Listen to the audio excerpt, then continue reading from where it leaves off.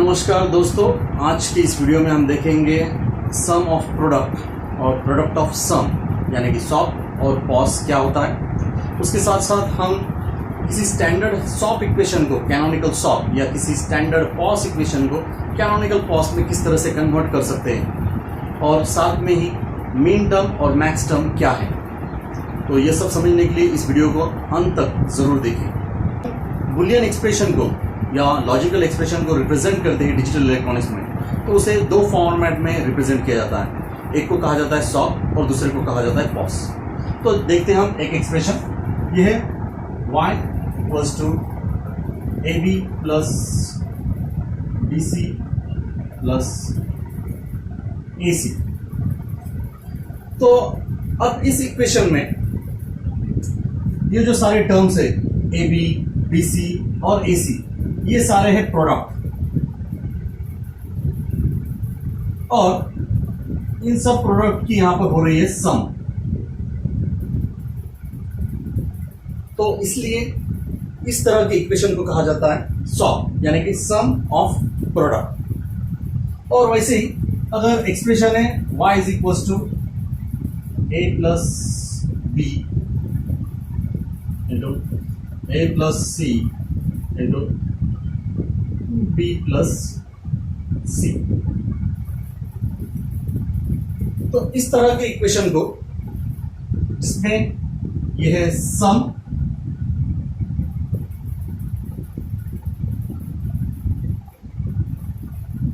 और यह है प्रोडक्ट,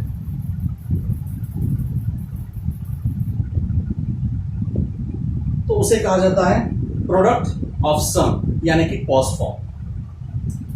अब ये जो इक्वेशन है, ये लॉजिकल एक्सप्रेशन है, इसमें अगर देखा जाए तो हर टर्म में कोई ना कोई वेरिएबल्स मिसिंग है। जैसे कि यहां पर हम देखते हैं यह है ए बी यानी कि इसमें सी मिसिंग है, नेक्स्ट बी सी यानी कि इसमें ए मिसिंग है, नेक्स्ट है ए सी यानी कि इसमें बी मिसिंग है। तो इस इक्वेशन को कहा जाता है स्टैंडर्ड सॉप फॉर्म। इसे हम कन्वर्ट करते हैं कैनोनिकल सॉप में। तो जब हम किसी स्टैंडर्ड सॉप को कैनोनिकल सॉप में कन्वर्ट करते हैं, स्टेप्स होते हैं। पहले हमें उसमें से जो भी मिसिंग वेरिएबल्स है उसे आइडेंटिफाई करना पड़ता है। तो we are going to identify इसमें से कौन से वेरिएबल्स मिसिंग है। देन सेकंड स्टेप, तो जिस टर्म में भी मिसिंग वेरिएबल्स है उसे हम एंड फंक्शन से उसे हम एंडिंग करवाते हैं with missing variable plus the complement of that variable. तो अब इसे समझने के लिए हम इस स्टैंडर्ड सॉप इक्वेशन को कैनोनिकल सॉप में अभी कन्वर्ट करते हैं। तो मेरा इक्वेशन है y is equals to AB plus BC AC। तो इसमें हम सबसे पहले मिसिंग वेरिएबल्स कौन से हैं वो आइडेंटिफाई करते हैं। इसमें मिसिंग वेरिएबल्स है C, इसमें है A और इसमें है B। तो अब जो भी मिसिंग वेरिएबल्स है मुझे उस टर्म के साथ एंडिंग फंक्शन करना है। एंड यानी कि मल्टीप्लिकेशन करना है। किसका मल्टीप्लिकेशन करना है? तो जो मेरा मिसिंग वेरिएबल है प्लस उसका कॉम्प्लीमेंट यानी कि A B and with C plus C bar. Similarly यहां पर मिसिंग है ए, तो ये बना B C and with A plus A bar. और सबसे आखिरी में जो है ए सी ये बना बी प्लस बी बार। तो अब इसको हम सिंप्लीफाई करते हैं, इसको मल्टीप्लाई करेंगे तो अब ये बनता है A B C plus A B C bar plus A B C plus A bar B C plus A B C plus A B bar C. तो अब हम इसमें से आइडेंटिफाई करते हैं कि क्या कुछ कॉमन निकल सकता है। तो हम इसमें से कॉमन निकालते हैं ABC और ABC। इन तीनों ABC की जगह मैं सिंगल ABC लिखता हूं plus ABC bar plus A bar BC और plus A B bar C। तो अब ये जो मेरा लॉजिकल इक्वेशन आया है इसे हम कहते हैं कैनोनिकल फॉर्म, सॉप फॉर्म। यानी कि जो भी हमारा स्टैंडर्ड इक्वेशन होता है उसे हम उसके कैनोनिकल फॉर्म में बनाते हैं। कैनोनिकल यानी कि उसमें सभी टर्म्स में जितने भी नंबर ऑफ वेरिएबल्स है वो सब हर एक टर्म में आ जाते हैं। जैसे कि इसमें 3 वेरिएबल्स थे तो हर एक टर्म में मेरे 3 वेरिएबल्स अभी आ चुके। नेक्स्ट है पॉज इक्वेशन। अब ये भी पॉज भी मेरा स्टैंडर्ड पॉज है, तो मुझे अब इसको कैनोनिकल पॉज में यानी कि इसमें जो मिसिंग वेरिएबल्स है अगर उसको वापस लाना है तो उसको मुझे कैनोनिकल पॉज में कन्वर्ट करना है। तो उसको कन्वर्ट करने के लिए भी फिर से मुझे पहले आइडेंटिफाई करना पड़ेगा कि कौन कौन से वेरिएबल्स मिसिंग है। फिर जो वेरिएबल्स मिसिंग है उसके लिए मैं वहां पे अभी और फंक्शन करूंगा। जैसे मैंने यहाँ पर एंडिंग फंक्शन किया था तो वहां पर मुझे और फंक्शन करना है और फंक्शन में मुझे वहां पर पुट करना है missing variables into complement of that variable. तो हम इसे सॉल्व करते हैं। मेरा लॉजिकल इक्वेशन है y is equals to a plus B into A plus C into B plus C. अब इसमें सबसे पहले हम देखते हैं मिसिंग क्या है।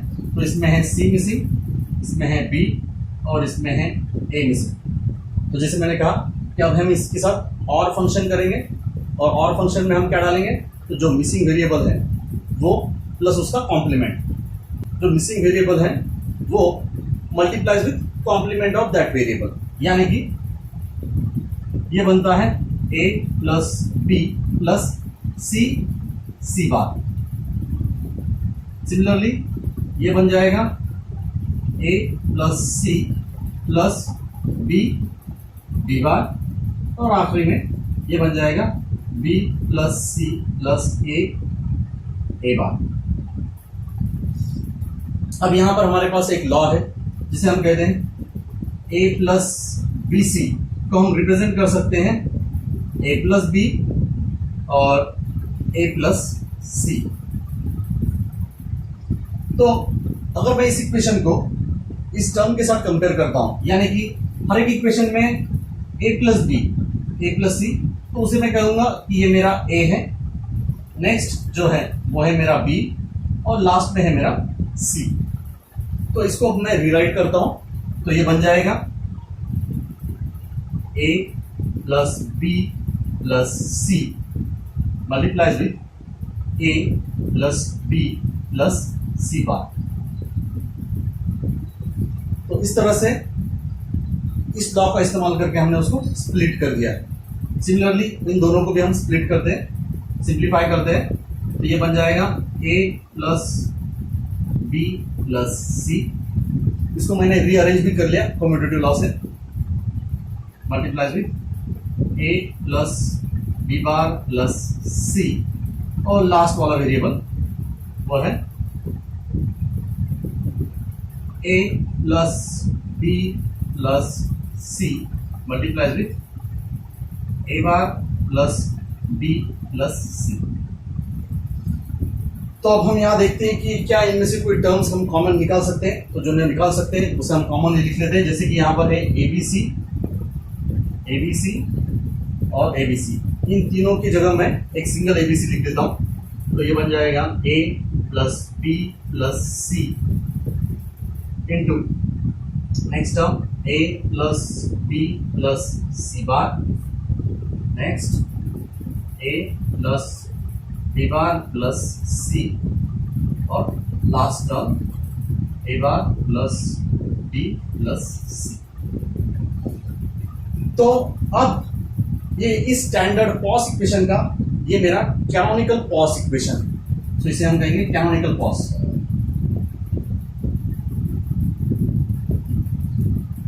तो सिंपल में कहा जाए तो कैनोनिकल सॉल्व और कैनोनिकल पॉज, इसका मतलब है कि उसमें जितने भी नंबर ऑफ इनपुट वेरिएबल्स है तो वो सारे मेरे हर एक टर्म में उतने नंबर ऑफ वेरिएबल्स प्रेजेंट होने चाहिए, तो ही हम उस इक्वेशन को कहेंगे कैनोनिकल सॉल्व या कैनोनिकल पॉज इक्वेशन।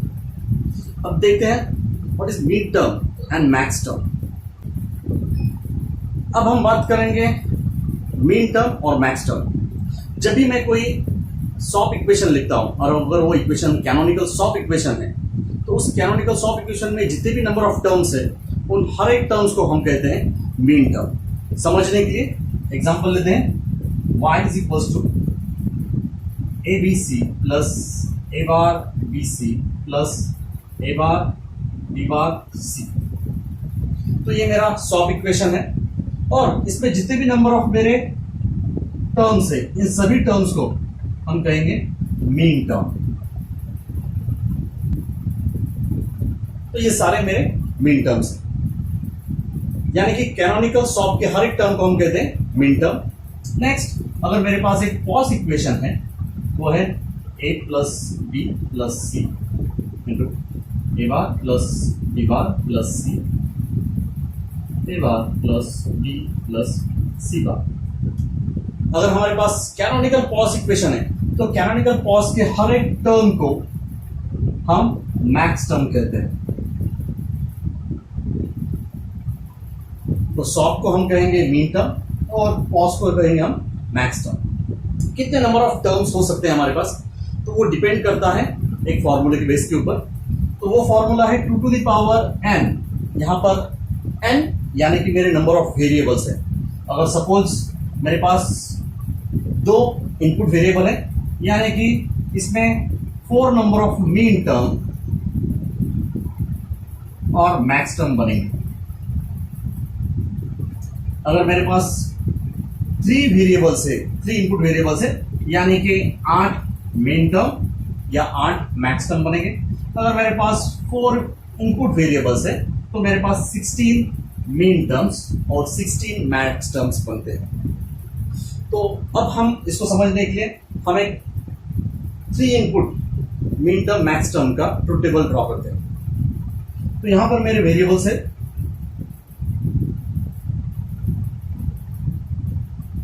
ए बी सी। अब ये मेरी मीन टर्म है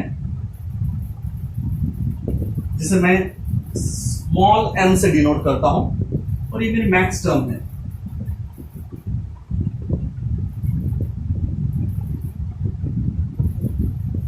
जिसे मैं कैपिटल M से डिनोट करता हूं।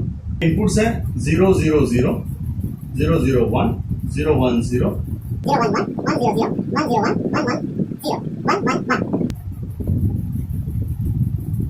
अब ये जो मेरे सारे इनपुट्स हैं, इन इनपुट्स को मैं मीन टर्म और मैक्स टर्म में रिप्रेजेंट करने वाला हूं। जब भी मैं किसी इनपुट्स को उसके मीन टर्म में रिप्रेजेंट करता हूं तो जहां 0 है उस जगह मुझे उसका कॉम्प्लीमेंट लेना पड़ता है। यानी कि सपोज ये 0 है तो मुझे ए बार का कॉम्प्लीमेंट लेना पड़ेगा, बी 0 है तो बी बार का कॉम्प्लीमेंट और सी बार का कॉम्प्लीमेंट। और फंक्शन लिखते वक्त मैं एंड फंक्शन में उसको रिप्रेजेंट करता हूं। जैसे देखा जाए तो ये है ए बार बी बार सी बार। इसको हम लिखते हैं स्मॉल m0। नेक्स्ट है ए बार बी बार सी, ये है m1। यानी कि जहां पर भी मेरी इनपुट 1 रहेगा वहां पर मैं रिप्रेजेंट करूंगा एज इट इज उसी वेरिएबल को, यानी कि सी को, ना कि सी बार। जहां 0 है सिर्फ वहीं पर मैं उसका कॉम्प्लीमेंट लूंगा। तो ऐसे हम आगे के वेरिएबल्स को रिप्रेजेंट कर दें। तो ये बनता है next A bar B C bar m1 A bar B C m2 m3 A B bar C bar m4 A B bar C m5 A B C bar m6 A B C, यानी कि answer. Next, अभी हम max term को represent करेंगे same inputs के लिए। तो max term में हम जैसे यहाँ पर मिन टर्म में हमने 0 की जगह कॉम्प्लीमेंट लिया था, तो वैसे हमें जो 0 है उसे एज इट इज लिखना है, सिर्फ 1 की जगह मुझे उसका कॉम्प्लीमेंट लेना है। और यहाँ पर हमने एंड फंक्शन लिखा था, यहाँ पर हमें उसका और फंक्शन लिखना है। देखते हैं, तो अब ये बना a प्लस बी प्लस सी, जिसे हम कहेंगे कैपिटल M0। नेक्स्ट है a plus B plus C बार। मैंने मेन टर्म लिखते वक्त ए बार बी बार सी लिखा था। अब यहाँ पर मुझे मैक्सिमम लिखते वक्त a plus B plus C बार, यानी कि सी जहां पर मेरा इनपुट 1 है उसका मैं सी बार लिखूंगा, और ये रहेगा मेरा M1। तो इस तरह से हम जो मेन टर्म है उसको स्मॉल m से डिनोट करते हैं और जो मैक्स टर्म है उसको कैपिटल M से डिनोट कर रहे हैं।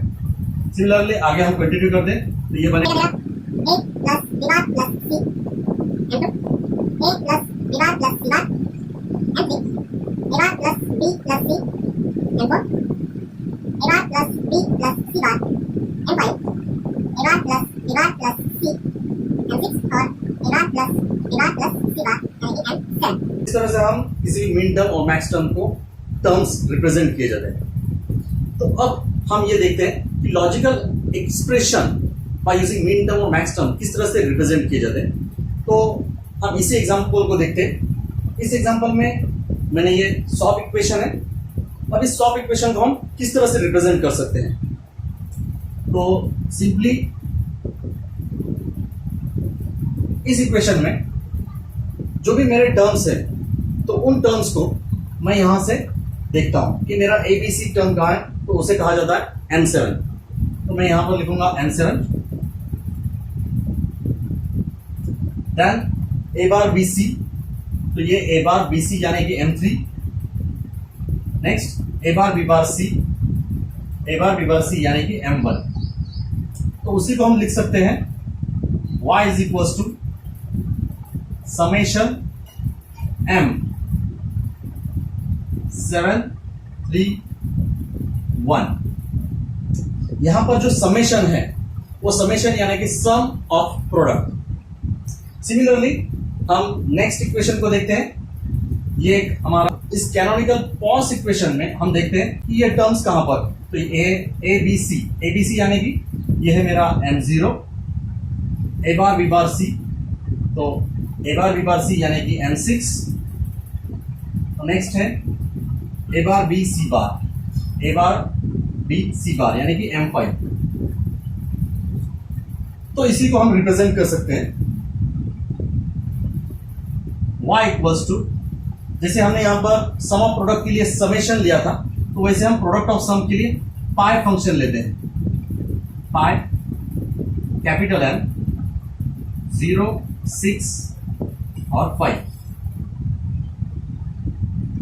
तो इस तरह से आप मीन टर्म्स और मैक्स टर्म को रिप्रेजेंट करते हैं।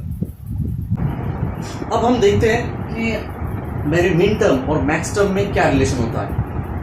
तो अगर सपोज मेरा एक इस इनपुट्स के लिए मेरा आउटपुट है 0 1 0 0 1 1 0 1। अगर मुझे मीन टर्म लिखनी है तो मुझे मीन टर्म लिखने के लिए जहां पर भी मेरा आउटपुट 1 है सिर्फ उन्हीं फंक्शंस को मुझे लेना है। तो इसको समझते हैं कि ये मेरा आउटपुट 1 था, तो यहां पर मैं लूंगा f इक्वल्स टू, यहां पर मेरी मीन टर्म है A bar B bar C, A bar B bar C plus यहां पर भी मेरी मीन टर्म है A B bar C bar, A B bar C bar plus यहां पर मेरी मीन टर्म है और मेरी मीन टर्म है A B बार C और लास्ट में है A B C।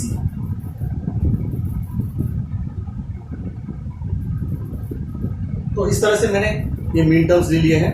अब ये जो भी मेरे मीन टर्म्स है, मीन वैल्यू लिखता हूं। जो मीन वैल्यू है ये है मेरी M1, नेक्स्ट है ये है मेरा M4, ये है मेरा M5 और ये है M7। इसी को हम रिप्रेजेंट कर सकते हैं F is equals to summation M 1 4 5 7। और अब मैं मैक्स टर्म के लिए इक्वेशन लिखूंगा। मैक्स टर्म के लिए लिखते वक्त मुझे f का कॉम्प्लीमेंट लेना पड़ेगा, क्योंकि मैं अब जीरो के लिए सिर्फ जो जीरो है उनके लिए मैक्स टर्म का इक्वेशन लिख रहा हूं। तो जो जीरो है इसके लिए मेरे मैक्स टर्म का इक्वेशन है, ये बनता है a plus b plus c into, यहां पर जीरो है ये बनेगा a plus b bar plus c into, ये भी जीरो है ये बनेगा